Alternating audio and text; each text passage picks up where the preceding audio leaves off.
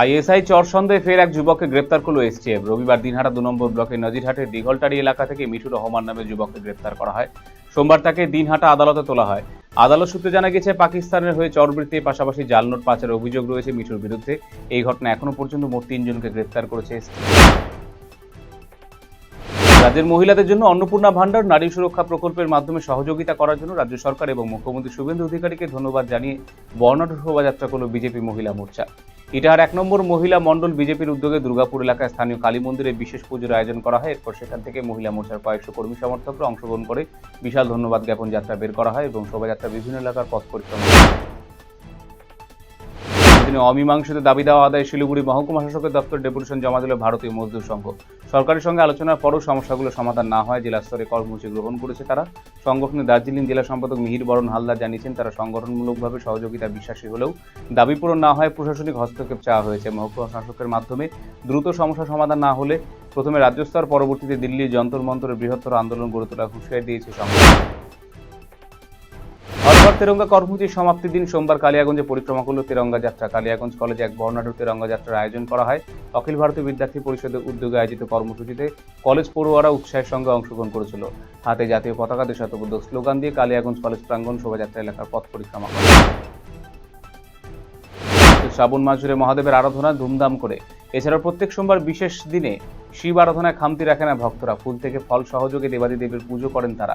সোমবার শ্রাবণ মাসের শেষ সোমবারে কালিয়াগঞ্জের শেঠ কলোনির দক্ষিণ আখানগর শিব মন্দিরে আয়োজিত হলো বাৎসরিক শিব পুজো। শেঠ কলোনির বাৎসরিক পুজো দেখতে পা দিল দশম বর্ষে। এই দশম বর্ষে বিশেষ আয়োজন ছিল এবং খড়গপুর থেকে আসা বিশেষ নৃত্য অঘরী নৃত্য। থানা পাথরবাড়ি গ্রামে ধর্ম পরিবর্তনকে কেন্দ্র করে উত্তেজনা। স্থানীয় বাসিন্দাদের অভিযোগ, খ্রিস্টান ধর্ম গ্রহণের জন্য কয়েকজন ব্যক্তি গ্রামে আসে। তাদের সঙ্গে স্থানীয় বাসিন্দারা কথা বলতে গেলে বচসা গণ্ডগোলের পরিস্থিতি তৈরি হয়। ঘটনার পর স্থানীয় কয়েকজন বাসিন্দা করণদিঘি থানায় এসে অভিযুক্তদের বিরুদ্ধে লিখিত অভিযোগ দায়ের করে। তাদের দাবি, বিষয়টি তদন্ত করে প্রয়োজনীয় আইনানুগ ব্যবস্থা নেওয়া হোক। ঘটনায় কেন্দ্র করে গোটা এলাকায় চাঞ্চল্য। রাজ্য সরকারের বিভিন্ন নীতির প্রতিবাদে গাজল শহরে বিশাল মিছিল করল সারা ভারত ক্ষেত মজদুর গ্রামীণ শ্রমজীবী ইউনিয়নের সদস্যরা।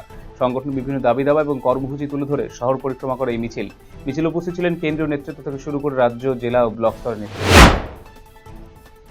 শ্রাবণ মাসের শেষ সোমবার উপলক্ষে প্রতি বছরের মতো এবারও ঐতিহ্যমানী শিব পুজোর আয়োজন করল হংকং মার্কেট কমিটি।